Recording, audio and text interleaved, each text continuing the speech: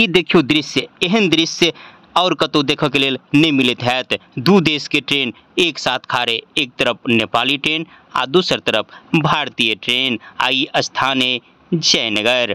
आ Nepali train अपना जगह पर खारे आ भारतीय रेल अपना जगह पर खारे। अहाँ देख सकै छी। ई ठाम देखियो दूटा तीर जे है से टकरा रहल है। ई दू देश के निशानी। एहि तीर से उम्हर नेपाली ट्रेन रहते आ एहि तीर से एनहर भारतीय ट्रेन रहते। ये दूगो तीर टकरा रहल है। एहन निशान बहुत कम जगह या नहीं के बराबर मिलत हैत। ई अंतर्राष्ट्रीय निशान भेले।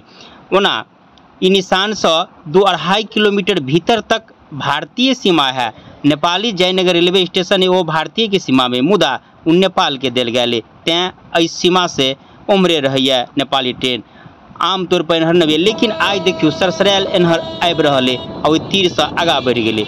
ई कहियो काल एहि भाग एहि दुआरे अबैया कियाक तऽ नेपाल के पास में अखन ओहन वाशिंग पीठ नहीं है जे ढंग से धुलाई भ सके, या कोनो इंजीनियरिंग वर्कशॉप नहीं है जेमे कोनो मरम्मत छोट मोट मरम्मत के काम रहे। तो जयनगर भारतीय रेलवे के पास से तो एहिठाम मरम्मत करबऽ के लेल सेहो अबैया, या ढंग से धुलाई करबऽ के रहैया तैयो अबैया।